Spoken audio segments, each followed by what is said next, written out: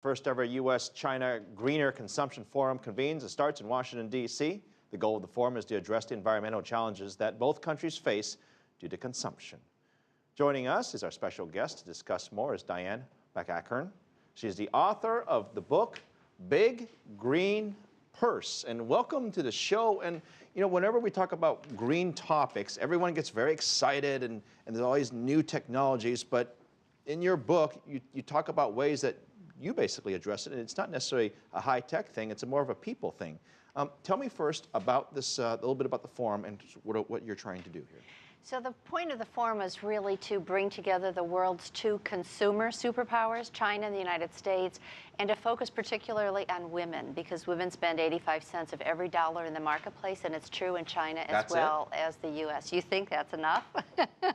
And so we met today to talk about ways where we might have common ground. You know, we face a lot of the same problems, and a lot of those problems are actually rooted in what we buy. So the women power, the superwomen, saving the world, making the world a more greener place. How do the women do that exactly? You know, the big part is to get educated yourselves about what you're buying and what you don't really need to buy so much anymore.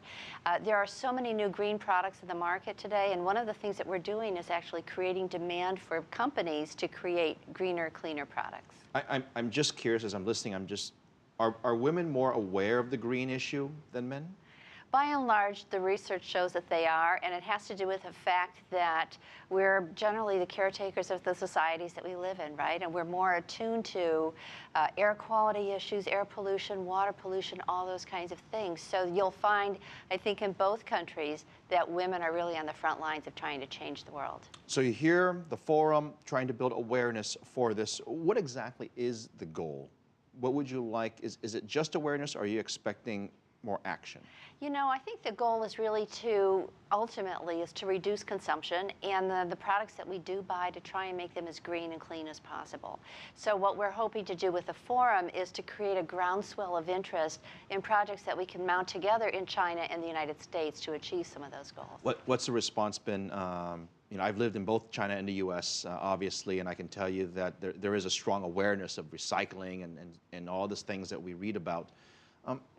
What would you like to see done between the two countries, if you could say there's one thing that you'd like to see?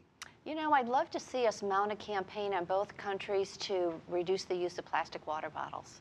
They're showing up everywhere. Both cultures use them, and I think we can both find ways to sort of combine forces and get rid of them. That is a very bad call. Although I will say some of the plastic bottles are now recyclable. Now, taking a step back away from just the China and the U.S., the world as a whole, we're much more aware about the environment, the green, than we were a decade ago. Mm-hmm. Where do you see the world a decade from now? You know, I'd like to be really optimistic and say that we'll have really figured out how to capture much more energy from the sun, use far less petroleum, burn far fewer fossil fuels, and really increase the amount of energy efficiency that we're deploying in buildings and our vehicles and so on, so that we really help to bring down the climate change problem, which is a major problem. For folks watching, whether you're here in the United States or in Asia and you want to help this cause, what can somebody do aside from doing things on their personal life? What can they do to further the cause that you're a part of?